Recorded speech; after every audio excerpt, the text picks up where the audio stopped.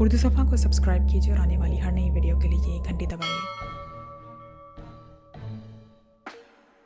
इसका मतलब है कि कोई लंबी गड़बड़ हुई है, लेकिन क्या हुआ है ये बात उसकी समझ में ना आ रही थी। दानिश मंजिल के करीब एक चौक पर उसने टैक्सी छोड़ दी। डॉक्टर सदीकी से वो किराए की रकम ले आया था, क्योंकि उसके जिस्म पर वही रात को सोने वाला सादा सा लिबास था और जाहिर है सोते वक्त उसकी जेब में रकम ना हो सकती थी। उसने किराया अदा किया और फिर टैक्सी के आगे बढ़ जाने के बाद वो पैदल चलता हुआ आगे बढ़ता चला गया। कुछ देर बाद वो दानिश मंजिल के उकबी खुफिया दरवाजे पर पहुंच चुका था। उसने मखसूस अंदाज में अंदर इतला दी तो थोड़ी देर बाद दीवार में दरवाज़ा नमोदार हुआ और सुलेमान अंदर दाखिल हो गया। वो चूंकि एक्सटिव के रूम में अब तक कई बार दानिश मंजिल को इस्तेमाल कर चुका था, इसलिए उसे दानिश मंजिल के बारे में तमाम तफसीलात का बखूबी इल्म था। थोड़ी देर बाद वो ऑपरेशन रूम में पहुंच गया। वहां ब्लैक ज़ीरो मौजूद था। आओ सुलेमान बैठो, ब्लैक ज़ीरो ने उसका इस्तकबाल करते हुए कहा, लेकिन उसके चेहरे पर मौजूद परेशानी के तासुरात सुलेमान को नुमाया तौर पर नजर आ गए थे। साहब कहाँ हैं ताहिर साहब? सुलेमान ने कुर्सी पर बैठते हुए कहा, यही बात तो मैंने तुमसे मालूम करनी है कि इमरान साहब कहाँ हैं, क्योंकि उनका कहीं पता नहीं चल रहा। ब्लैक ज़ीरो ने कहा तो सुलेमान चौंक पड़ा। क्या मतलब? साहब तो रात को अपने बेडरूम में सोए हुए थे, मैं अपने कमरे में था। अब मेरी आंख खुली तो मैं हस्पताल में था। सुलेमान ने कहा, तुमने फ्लैट का हिफाजती निज़ाम ऑन किया था? ब्लैक ज़ीरो ने पूछा। हाँ, ये मेरी आदत है कि सोने से पहले मैं लाज़िमन हिफाजती इंतज़ाम ऑन कर देता हूँ और मुझे अच्छी तरह याद है कि मैंने उसे ऑन किया था। सुलेमान ने जवाब दिया, मैंने इमरान साहब से एक ज़रूरी बात करनी थी, इसलिए मैंने सुबह फ्लैट पर फ़ोन किया तो वहाँ से किसी ने फ़ोन अटेंड ना किया तो मैं परेशान हो गया, क्योंकि आजकल सीक्रेट सर्विस ने पास कोई केस ना था, इसलिए इमरान साहब के इतने सवेरे फ्लैट से चले जाने का भी कोई स्कोप ना था। और ये भी मुझे मालूम था कि तुम भी 10-11 बजे से पहले मार्केट नहीं जाते। चनाचा मैंने जोसेफ को कॉल करके फ्लैट पर पहुंचने के लिए कहा। फिर जोसेफ ने मुझे फ्लैट के करीब पब्लिक फ़ोन से फ़ोन करके बताया कि फ्लैट को पुलिस ने सील कर दिया है और हमसायों ने बताया कि तुम अपने बेडरूम में बेहोश पड़े हुए मिले। फ्लैट का दरवाज़ा खुला हुआ था और इमरान भी मौजूद ना था। जोसेफ ने हमसायों से जो कुछ मालूम किया उसके मुताबिक सुबह सवेरे बेकरी का सामान देने वाला लड़का फ्लैट पर आया तो फ्लैट का दरवाज़ा पूरी तरह खुला हुआ था। चूंकि ये लड़के के लिए ये नई बात थी, इसलिए वो अंदर चला गया और फिर उसने तुम्हें कमरे में बेहोश पड़े हुए देखा। उसने ये समझा कि तुम मर चुके हो। वो चीखता हुआ बाहर आया और उसकी चीखों पुकार सुनकर हम साए इकट्ठे हो गए। उन्होंने पुलिस को फ़ोन कर दिया। पुलिस ने आकर तुम्हें चेक किया तो तुम बेहोश थे। पुलिस ने तुम्हें जनरल हस्पताल पहुंचाया और फ्लैट को सील कर दिया। जोसेफ की रिपोर्ट पर मैंने स्पेशल हस्पताल के डॉक्टर सदीकी को कॉल करके तुम्हें जनरल हस्पताल से स्पेशल हस्पताल में शिफ्ट कराने की हदायत दी और सर सुल्तान को फ़ोन करके सूरत हाल बताई तो सर सुल्तान ने आईजी पुलिस से बात करके पुलिस सेल खुलवा दी और फ्लैट जोसेफ के हवाले कर दिया। जोसेफ ने फ्लैट को चेक किया तो उसके मुताबिक वहाँ से कोई चीज़ गायब ना थी। स्पेशल रूम बदस्तूर बंद था, उससे खोला भी ना किया था। उसने मुझे फ़ोन करके बताया तो मैंने उसे फ्लैट बंद करके वापस राना हाउस जाने को कह दिया और साथ ही उससे कह दिया कि जब तक मैं उसे फ़ोन करके इजाज़त ना दूँ वो किसी से इस बारे में कोई बात ना करे, हत्ता कि जवाना से भी बात ना करे। मुझे दरअसल तुम्हारे होश में आने का इंतज़ार था कि तुमसे मालूम कर सकूं कि इमरान साहब फ्लैट में मौजूद भी थे या नहीं, क्योंकि उनके बेडरूम में आसार ऐसे थे जैसे यहाँ कोई सोया ही ना हो। इमरान साहब का शब ख्वाबी का लिबास भी अलमारी में मौजूद था। अब तुम बता रहे हो कि इमरान साहब बेडरूम में मौजूद थे और उन्हें अगवा किया गया है। ब्लैक ज़ीरो ने होंठ चबाते हुए कहा, लेकिन किसने ऐसा किया होगा जबकि हिफाजती निज़ाम भी ऑन था? फिर ये सब कैसे हो गया? सलीमान ने हैरान होते हुए कहा, किसी साइंसी आले की मदद से निज़ाम ऑफ किया गया, अंदर बेहोश कर देने वाली गैस फैला दी गई और फिर इमरान साहब को अगवा कर लिया गया। और जिन लोगों ने भी ऐसा किया है उनका मकसद सिर्फ इमरान साहब को अगवा करना था। बहरहाल ठीक है, अब मैं इमरान साहब को तलाश कर आता हूँ, तुम वापस फ्लैट में चले जाओ। ब्लैक ज़ीरो ने सलीमान से कहा और मेज़ पर रखे हुए फ़ोन का रिसीवर उठाया और तेज़ी से नंबर डायल करे शुरू कर दिए। जूलिया बोल रही हूँ। राब्ता कायम होते ही दूसरी तरफ से जूलिया की आवाज़ सुनाई दी। एक्सटिव, ब्लैक ज़ीरो ने मखसूस लहजे में कहा। Yes sir. जूलिया का लहजा मौतबाना हो गया। इमरान को रात के वक्त इसके फ्लैट से अगवा कर लिया गया है। पहले फ्लैट का निज़ाम किसी साइंसी आले से बेकार किया गया और फिर फ्लैट बेहोश कर देने वाली गैस फैला दी गई। اور پھر پراسرار انداز میں عمران کو اغوا کر لیا گیا۔ تم سیکرٹ سروس کے تمام ممبرز کو ہدایت دو کہ وہ فوراً پورے شہر میں عمران کو تلاش کرنے کے لیے کام کریں، خاص طور پر ایئرپورٹ کو چیک کیا جائے اور پرائیویٹ ہسپتال بھی۔ بلیک زیرو نے ہدایت دیتے ہوئے کہا، کس نے ایسا کیا ہوگا؟ جولیا نے انتہائی پریشان لہجے میں کہا، یہی تو معلوم کرنا ہے۔ فوری طور پر یہ کام شروع کرو اور ہر وہ جگہ چیک کرو جہاں عمران کو لے جایا جا سکتا ہے۔ صفدر اور کیپٹن شکیل کو کہہ دو کہ وہ ایئرپورٹ سے معلوم کریں کہ کسی مریض یا لاش کو تو آج ملک سے باہر عام فلائٹ میں یا کسی چارٹرڈ طیارے سے تو نہیں لے جایا گیا۔ چوہان اور نعمانی کو کہہ دو کہ وہ عمران کے فلیٹ کے ارد گرد کے علاقے میں معلومات حاصل کریں، شاید کسی نے اس واردات کو دیکھا ہو۔ ٹیکسی اسٹینڈ سے بھی معلومات حاصل کی جائیں اور پرائیویٹ ہسپتال بھی چیک کیے جائیں، کیونکہ عمران کو کسی گیس سے بے ہوش کر کے لے جایا گیا ہے۔ ہو سکتا ہے کہ اسے پہلے کسی ہسپتال میں رکھا گیا ہو۔ بلیک زیرو نے تیز لہجے میں کہا، یس سر، جولیا نے جواب دیا اور بلیک زیرو نے ریسیور رکھ دیا۔ تم فلیٹ میں جاؤ، لامحالہ ممبرز تم سے بھی رابطہ کریں گے۔ ویسے تم خود بھی ارد گرد ہمسایوں سے معلومات کرو، ہو سکتا ہے کہ تمہیں کوئی کلو مل جائے۔ اگر ایسا ہو تو مجھے فون کر کے بتا دینا، بلیک زیرو نے کہا، اور سلیمان سر ہلاتا ہوا اٹھ کھڑا ہوا اور پھر وہ عقبی دروازے کی طرف بڑھ گیا۔ تھوڑی دیر بعد فون کی گھنٹی بج اٹھی اور بلیک زیرو نے ہاتھ بڑھا کر ریسیور اٹھا لیا۔ ایکسٹیو، بلیک زیرو نے مخصوص لہجے میں کہا، سلطان بول رہا ہوں طاہر، میں نے ہسپتال فون کیا تھا، وہاں سے پتہ چلا کہ سلیمان کو ہوش آ گیا ہے اور وہ تمہارے فون کرنے پر فوری ہسپتال سے چلا گیا ہے۔ کیا پوزیشن ہے؟ عمران فلیٹ میں تھا یا نہیں؟ سر، سلطان نے تشویش بھرے لہجے میں کہا تو بلیک زیرو نے انہیں سلیمان سے ہونے والی بات چیت کے ساتھ ساتھ سیکرٹ سروس کو عمران کی برآمدگی کی ہدایت دیے جانے تک کی ساری تفصیل بتا دی۔ پہلے تو کبھی ایسا نہیں ہوا، کون ایسا کر سکتا ہے؟ سر، سلطان نے انتہائی پریشان لہجے میں کہا، آپ پریشان نہ ہو جناب، مجھے یقین ہے کہ عمران صاحب جہاں بھی ہوں گے بخیریت ہوں گے۔ اگر انہیں اغوا کرنے والوں کا مقصد انہیں کوئی نقصان پہنچانا ہوتا تو وہ یہ کام فلیٹ پر بھی کر سکتے تھے۔ ہو سکتا ہے کہ وہ لوگ عمران صاحب سے کوئی خاص کام لینا چاہتے ہوں اور عمران صاحب کو جیسے ہی ہوش آیا پھر وہ خود بھی اپنی حفاظت کر سکتے ہیں۔ ویسے اب سیکرٹ سروس نے کام شروع کر دیا ہے، جلدی ہم ان کا کلو نکال لیں گے۔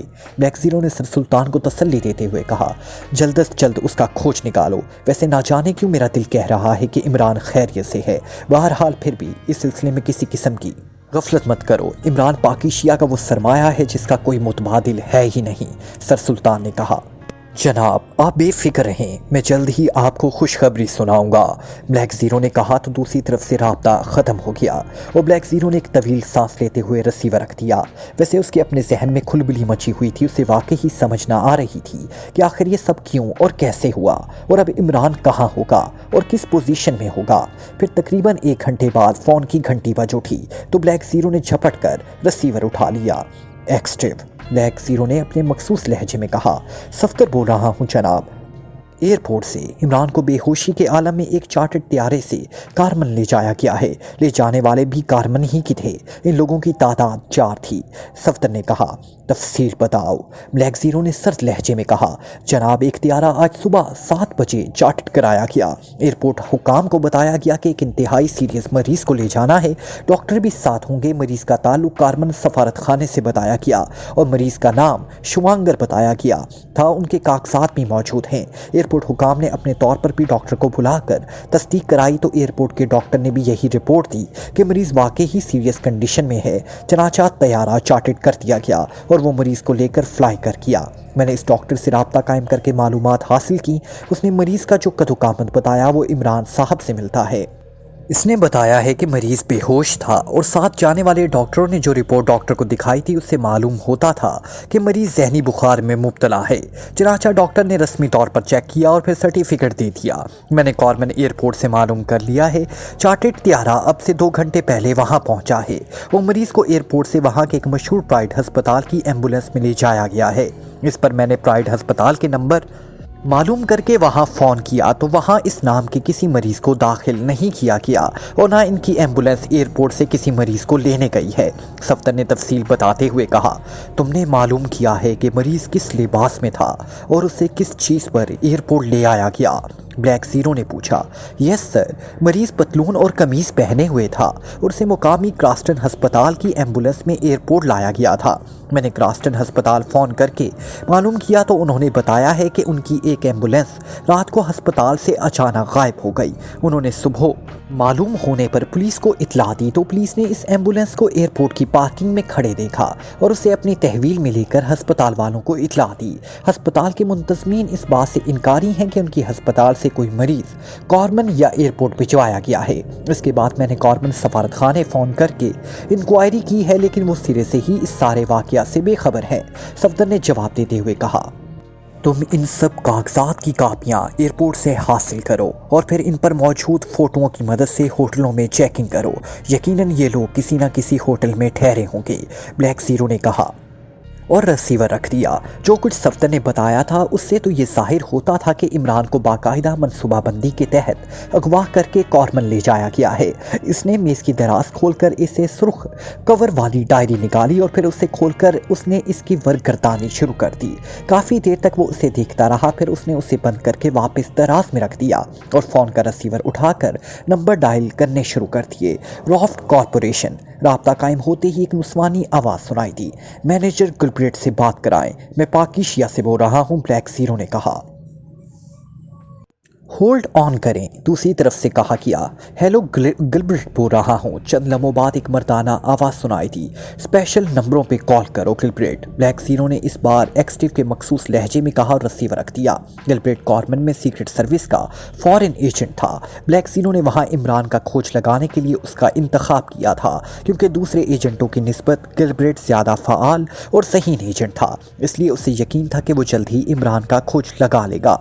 थोड़ी देर बाद स्टूल पर रखे हुए स्पेशल फ़ोन की घंटी बज उठी तो ब्लैक ज़ीरो ने रिसीवर उठाया। एक्सट्रीम, ब्लैक ज़ीरो ने मखसूस लहजे में कहा। गिलब्रेट बोल रहा हूँ सर, हुक्म फरमाइए। दूसरी तरफ से मौतबाना लहजे में कहा, इमरान को इसके फ्लैट से बेहोश करके अगवा किया गया है और फिर उसे कॉर्मन मेकअप में बतौर मरीज़ एक चार्टर्ड त्यारे के ज़रिए कॉर्मन ले जाया गया है। इतला यही है कि अब से 2 घंटे पहले त्यारा कॉर्मन एयरपोर्ट पहुंचा है और वहां से प्राइड हस्पताल की एम्बुलेंस में उसे बाहर ले जाया गया है। प्राइड हस्पताल की इंतज़ामिया के मुताबिक एम्बुलेंस ने एयरपोर्ट से किसी मरीज़ को पिक नहीं किया। तुम फौरी तौर पर अपने पूरे ग्रुप को हरकत में ले आओ और इमरान की खोज निकालो। मैं जल्द से जल्द उसकी बरामदगी चाहता हूँ। तैयारे के बारे में तफसीलात तुम एयरपोर्ट से हासिल कर सकते हो, ब्लैक ज़ीरो ने मखसूस लहजे में कहा। यस सर, दूसरी तरफ से मखसूस सा जवाब दिया गया और ब्लैक ज़ीरो ने रिसीवर रख दिया। उसे गिलब्रेट की सलाहियतों का पूरी तरह इल्म था, इसलिए उसे यकीन था कि गिलब्रेट जल्द अज जल्द इमरान का सुराग लगा लेगा। फिर तकरीबन आधे घंटे बाद फ़ोन की घंटी एक बार फिर बज उठी तो ब्लैक ज़ीरो ने हाथ बढ़ाकर रिसीवर उठा लिया। एक्सट्रीव, ब्लैक ज़ीरो ने कहा। जूलिया बोल रही हूँ बॉस। दूसरी तरफ से जूलिया की आवाज़ सुनाई दी। यस, क्या रिपोर्ट है? ब्लैक ज़ीरो ने पूछा। सर, इमरान को अगवा करने वाले यहाँ ग्रांड होटल में ठहरे थे। कागजात की रूह से वो कॉर्मन बाशिंदे थे और सियाहत के लिए यहाँ आए थे। उनकी तादाद 5 थी, जिनमें एक लड़की भी शामिल थी, क्योंकि इस लड़की और इन 4 अफराद को ही एक आदमी ने इमरान के फ्लैट से उतरते देखा था। एक बंद बॉडी की वैगन इमरान के फ्लैट के साथ खड़ी हुई देखी गई थी। उसने बंद बॉडी की वैगन को भी ट्रेस कर लिया गया है। राशिद कॉलोनी की एक कोठी में ये वैगन मौजूद है। इस कोठी को एक कॉर्मन बाशिंदे ने एक हफ्ता कबल किराए पर हासिल किया था। इस कोठी से एक एम्बुलेंस को भी निकलते हुए देखा गया है, जूलिया ने कहा। सफदर की रिपोर्ट के मुताबिक इमरान को यहाँ से कॉर्मन ले जाया गया है और इसकी तस्दीक भी हो चुकी है। वहाँ फॉरेन एजेंट इमरान का खोज लगाने में मसरूफ़ हैं। तुम इस कोठी और इस बंद बॉडी वैगन की अच्छी तरह तलाशी लो। हो सकता है इन मुजरिमों के बारे में कोई क्लूज सामने आ जाए, ब्लैक ज़ीरो ने कहा। बॉस, इमरान बाखैरियत तो होगा ना? जूलिया ने हिचकिचाते हुए लहजे में कहा। मेरा ख्याल है कि वो बाखैरियत ही होगा। अगर उसे अगवा करने वालों का मकसद उससे नुकसान पहुंचाना होता तो उन्हें इतनी लंबी चौड़ी प्लानिंग की क्या ज़रूरत थी? वो इमरान से कोई ख़ास काम लेना चाहते होंगे। हाँ, अगर इमरान ने खुद कोई गलत हरकत कर डाली तो फिर उसकी ज़िंदा वापसी मुश्किल हो सकती है, लेकिन इमरान जैसे आदमी से ये तवक्को नहीं की जा सकती कि वो गलत हरकत करेगा, ब्लैक ज़ीरो ने कहा और रिसीवर रख दिया। چونکہ جولیا کی قلبی کیفیت کو سمجھتا تھا اس لیے اس نے تفصیل سے بات کی تھی اور اسے تسلی بھی دے دی تھی۔ عمران نے فائل کے آخر میں خالی صفحات پر وہ فارمولہ لکھ دیا تھا جس سے اس سائنسی رکاوٹ کو دور کیا جا سکتا تھا، اور پھر اس نے فائل بند کی اور اسے اٹھائے وہ بیڈ روم سے باہر آ گیا۔ عمارت سے باہر اس نے ڈیمی کو ساحل کے ساتھ ایک پتھر پر بیٹھے ہوئے دیکھا۔ اس کا رخ سمندر کی طرف تھا۔ عمران کے قدموں کی آواز سن کر اس نے مڑ کر دیکھا اور پھر عمران کو آتے دیکھ کر وہ چونک کر اٹھ کھڑی ہوئی۔ کیا ہوا؟ کیا کام مکمل ہو گیا؟ ڈیمی نے کہا۔ ہاں، میں نے تمہارے کہنے پر یہ سب کچھ کیا ہے، اب دیکھنا یہ ہے کہ تمہارا چیف ہمارے ساتھ کیا سلوک کرتا ہے۔ عمران نے مسکراتے ہوئے جواب دیا اور ہاتھ میں پکڑی ہوئی فائل اس نے ڈیمی کی طرف بڑھا دی۔ کیا واقعی وہ کام ہو گیا ہے جس کے لیے پوری تنظیم اس قدر پریشان تھی؟ ڈیمی کے لہجے میں یقین نہ آنے والی کیفیت موجود تھی۔ تم سائنس کی ڈاکٹر ہو، پڑھ کر دیکھ لو، عمران نے مسکراتے ہوئے کہا۔ اگر یہ اتنا آسان ہوتا تو پھر مسئلہ ہی کیا تھا؟ بہرحال تمہاری مہربانی، تم نے میری زندگی بچا لی ہے، ڈیمی نے بڑے ممنونہ لہجے میں کہا، اور دوبارہ پتھر پر بیٹھ کر اس نے فائل اپنے ساتھ زمین پر رکھی اور جیکٹ کی جیب سے وہی سگریٹ کیس نکالا اور اس کا ڈھکن کھول کر اس نے اس کے ایک سوراخ میں دائیں ہاتھ کی چھوٹی انگلی رکھ کر دبایا تو سگریٹ کیس سے ٹوں ٹوں کی آوازیں سنائی دینے لگی۔ پھر ڈیمی نے انگلی ہٹا لی، سگریٹ کیس کا کھلا ہوا ڈھکن بند کر دیا۔ Hello prime calling over. چند لمحوں بعد پرائمر کی آواز سگریٹ کیس سے سنائی دی۔ ڈیمی بول رہی ہوں چیف، عمران نے فائل پر کام مکمل کر لیا ہے، اوور، ڈیمی نے کہا۔ کیا کہہ رہی ہو، اتنی جلدی؟ اوور، پرائمر کے لہجے میں حیرت کی جھلکیاں نمایاں تھی۔ یس سر، آپ خود عمران سے بات کر لیں، اوور، ڈیمی نے کہا۔ ہیلو عمران، کیا واقعی تم نے اس سائنسی الجھن کو اتنی جلدی دور کر دیا جس کے لیے ہم اتنے طویل عرصے سے ٹکرے مار رہے تھے؟ اوور، پرائمر نے انتہائی حیرت بھرے لہجے میں کہا۔ میں نے تمہیں پہلے بتایا تھا کہ میرے لیے یہ انتہائی معمولی کام ہے اور میں نے وہ کام کر دیا ہے اور فائل ڈیمی کے حوالے کر دی ہے۔ تم بے شک اسے اپنے سائنسدانوں سے چیک کرا سکتے ہو، اوور، عمران نے سنجیدہ لہجے میں کہا۔ گڈ، اگر واقعی ایسا ہوا ہے تو تمہیں منہ مانگا انعام ملے گا۔ ڈیمی، تم فائل کو اس طرح پیک کر کے میرے پاس بھجوا دو جیسے تمہیں ہدایت دی گئی تھی۔ جیسے ہی وہ فائل مجھ تک پہنچے گی میں اسے سائنسدانوں کے بورڈ میں بھجوا دوں گا، اور اگر واقعی یہ کام مکمل ہو گیا ہے تو پھر تمہیں بھی انعام ملے گا اور عمران کو بھی، اوور اینڈ آل، پرائمر نے کہا، اور اس کے ساتھ ہی رابطہ ختم ہو گیا اور ڈیمی نے سگریٹ کیس اٹھا کر اسے جیب میں ڈالا اور پھر فائل اٹھا کر وہ اٹھ کھڑی ہو گئی۔ میں اندر سے وہ بریف کیس لے آؤں، ڈیمی نے عمران سے مخاطب ہو کر کہا، اور عمران نے اس بات میں سر ہلا دیا۔ ڈیمی تیز تیز قدم اٹھاتی ہوئی عمارت کی طرف بڑھ گئی۔ عمران وہیں پتھر پر خاموش بیٹھا ہوا تھا۔ جب ڈیمی کو عمارت میں گئے کافی دیر ہو گئی تو عمران کو اچانک خیال آیا تو وہ بے اختیار ایک جھٹکے سے اٹھ کھڑا ہوا اور تیزی سے عمارت کی طرف بڑھا، اور پھر تھوڑی دیر بعد وہ ساری عمارت گھوم گیا، لیکن ڈیمی وہاں موجود نہ تھی اور نہ اس کا بریف کیس تھا۔ عمران کے چہرے پر شدید حیرت کے تاثرات ابھر آئے تھے۔ وہ عمارت سے نکلا اور اس کے عقبی حصے کی طرف بڑھ گیا۔ پھر اس نے پورے جزیرے کا چکر لگایا، لیکن ڈیمی تو اس طرح غائب ہو چکی تھی جیسے گدھے کے سر سے سینگ غائب ہوتے ہیں۔ حیرت ہے، یہ لڑکی کہاں چلی گئی اور کیسے چلی گئی؟ عمران نے بڑبڑاتے ہوئے کہا، اور واپس آ کر وہ بیڈ روم میں کرسی پر بیٹھ گیا۔ وہ سوچ رہا تھا کہ آخر ڈیمی کہاں اور کیسے جا سکتی ہے، لیکن کوئی بات اس کی سمجھ میں نہ آ رہی تھی۔ وہ بیٹھا سوچ رہا تھا کہ الماری میں موجود ٹرانسمیٹر سے سیٹی کی آواز سنائی تھی، اور عمران نے ایک طویل سانس لیا اور پھر اٹھ کر اس نے الماری کھول کر ٹرانسمیٹر نکالا اور اس کا بٹن آن کر دیا۔ Hello primer calling over, primer کی آواز سنائی دی۔ Yes Imran attending you, over, Imran نے سادہ لہجے میں کہا۔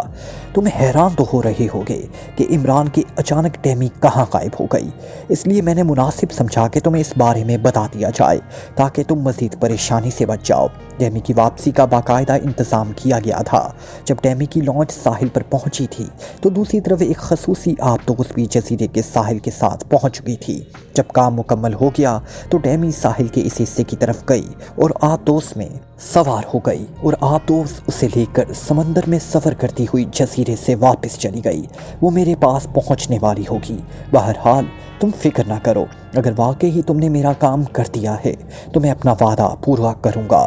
تب تک تم آرام کرو، اوور اینڈ آل۔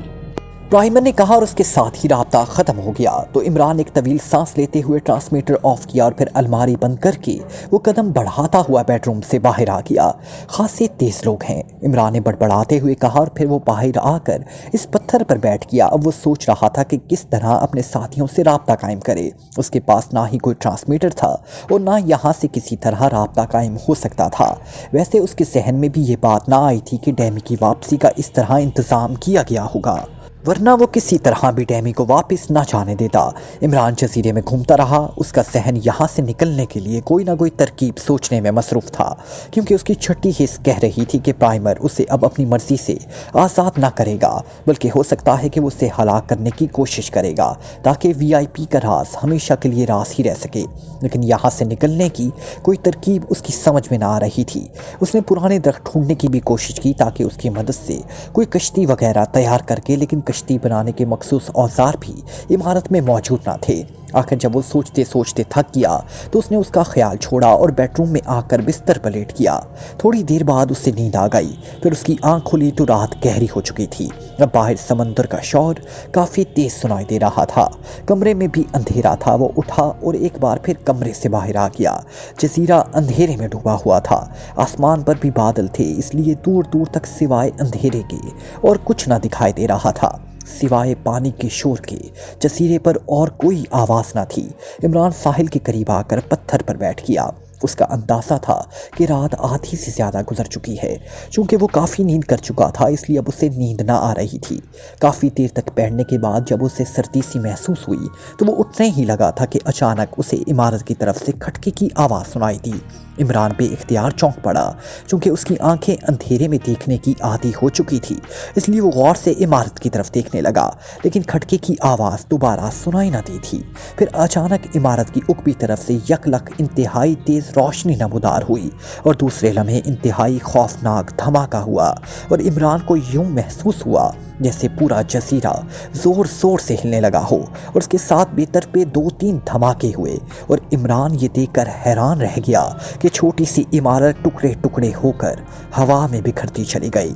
इमरान तेज़ी से उठा और एक दरख्त के तने की ओट में हो गया, लेकिन फिर यकलख्त खामोशी तारी हो गई। जब काफ़ी देर हो गई और किसी किस्म का कोई खटका सुनाई ना दिया तो इमरान दरख्त की ओट से निकला और तेज़ तेज़ कदम उठाता इमारत की तरफ बढ़ने लगा।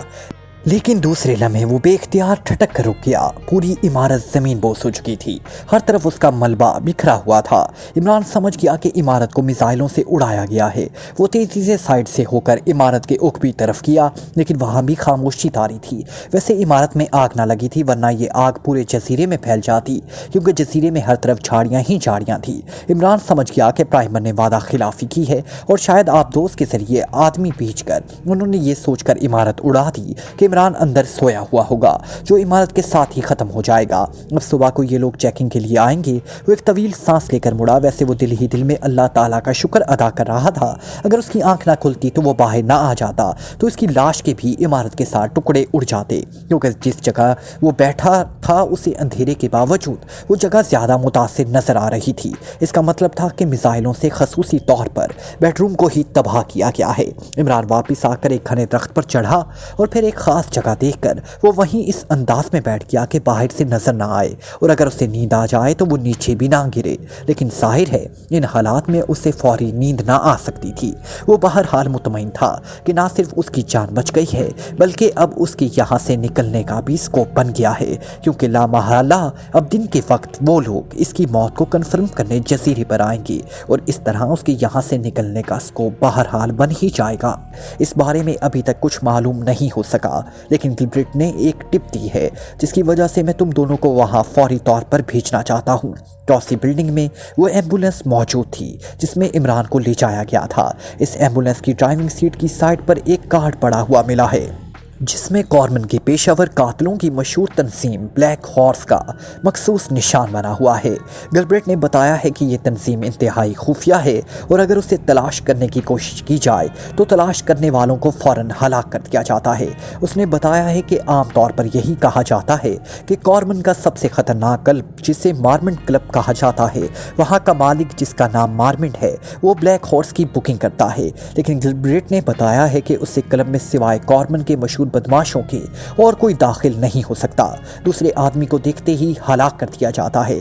तुम दोनों फौरन वहां पहुंचो और इस मारमेंट के जरिए मालूम करो कि इमरान को किसने अगवा किया, क्यों अगवा किया और इमरान को बरामद कराओ। ब्लैक ज़ीरो ने तफसील बताते हुए कहा। जोसेफ का चेहरा इस दौरान सुर्ख पड़ चुका था। आपने अच्छा किया ताहिर साहब, मुझे बता दिया। अब मैं अफ्रीका की सबसे गहरी ताकमाई की स्याह दलदल की तह से भी बॉस को खींचकर बाहर ले आऊंगा, और जिन लोगों ने बॉस की तरफ नापाक नजरों से देखा भी, मैं उन्हें शोताला की भड़कती हुई आग में जिंदा फेंक दूंगा।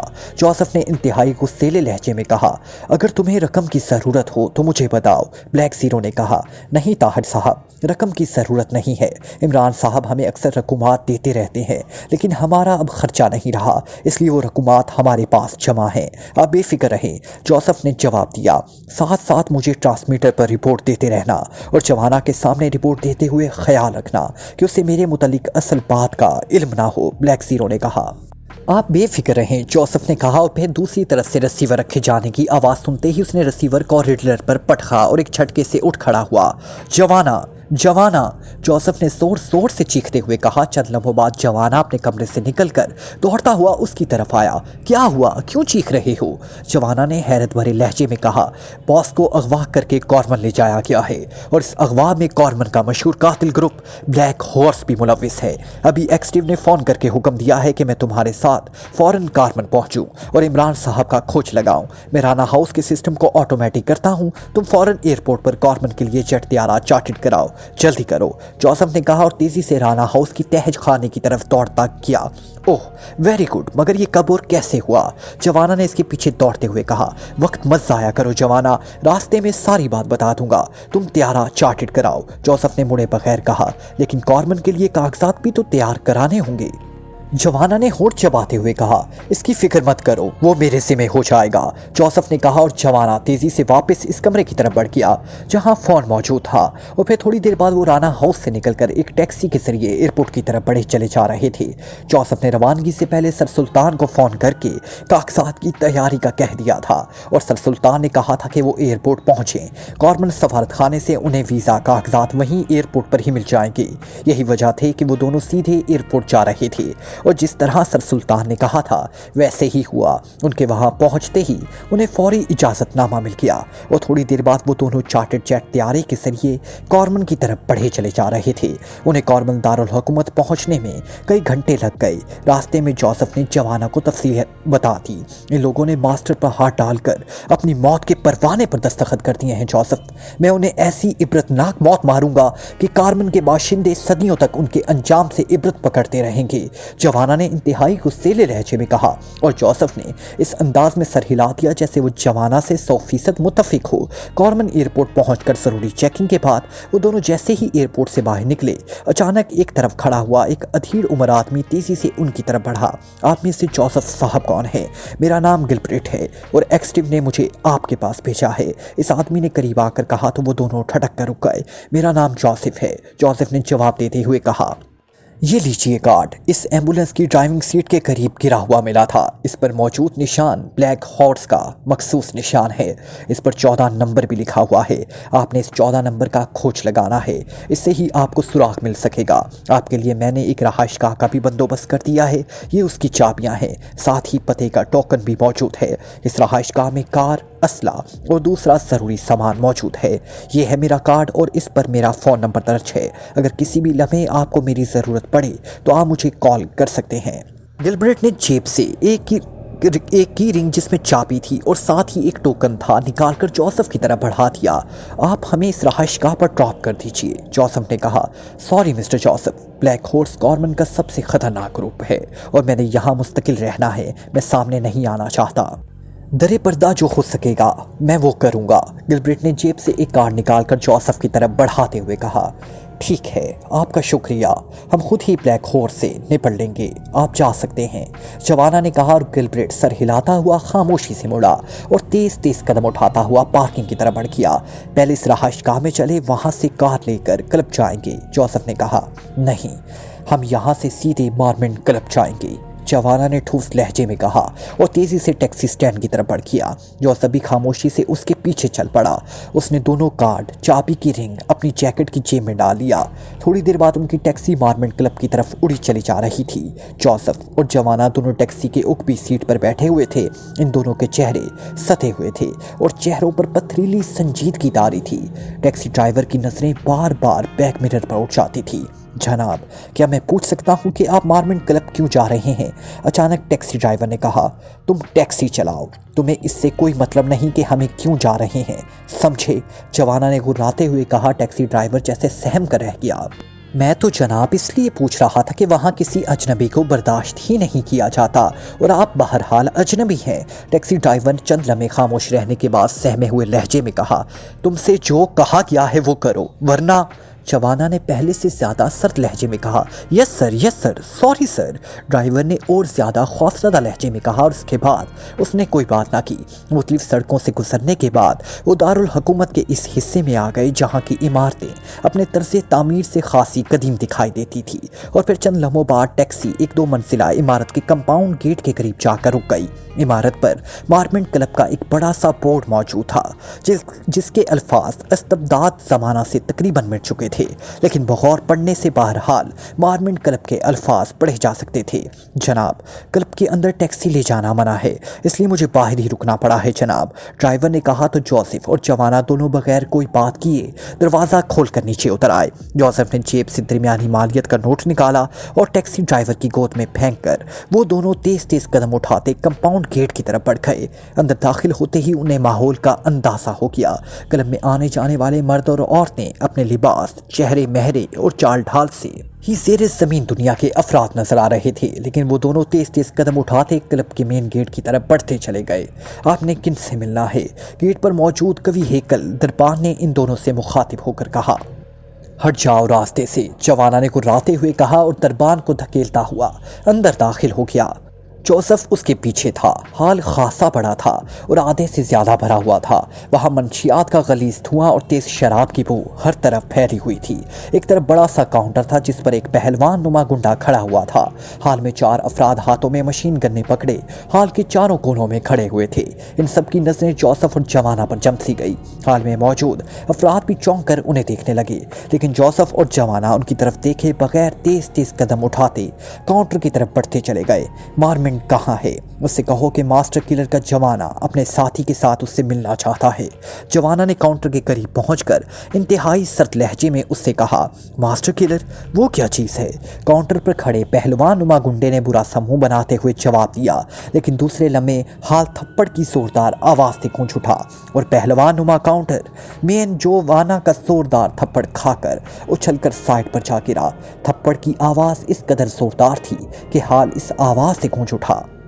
कहाँ है वो चिड़िया का बच्चा मार्मेंट? जवाना ने चीखते हुए कहा और हाल में जैसे यकलक सख्ता सतारी हो गया।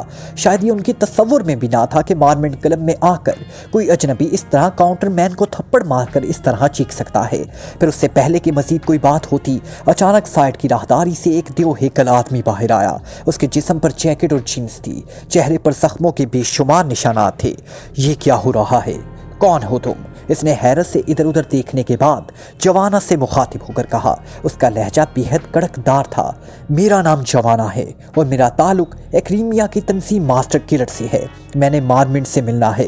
ये चूहे इसका पता ही नहीं बता रहे, जवाना ने धाड़ते हुए लहजे में कहा। इस लम्हे काउंटर मैन गाल पर हाथ रखकर उठ खड़ा हो गया। उसका हाथ खून आलूद हो रहा था, उसका जबड़ा टेढ़ा हो गया था। मास्टर किलर का जवाना? ओह, तुम हो मशहूर ज़माना-ए जवाना। ओह वेरी गुड, मुझे तो खुद तुमसे मिलने का इश्तियाक था। मैंने तुम्हारे बड़े किस्से सुन रखे हैं। मेरा नाम मार्मेंट है, इस कवि हेकल आदमी ने मुस्कुराते हुए कहा। तो जोसेफ और जवाना दोनों चौंक कर उसे देखने लगे। बॉस, इसने काउंटर मैन ने होंठ भींचते हुए मार्मेंट से कुछ कहना चाहा।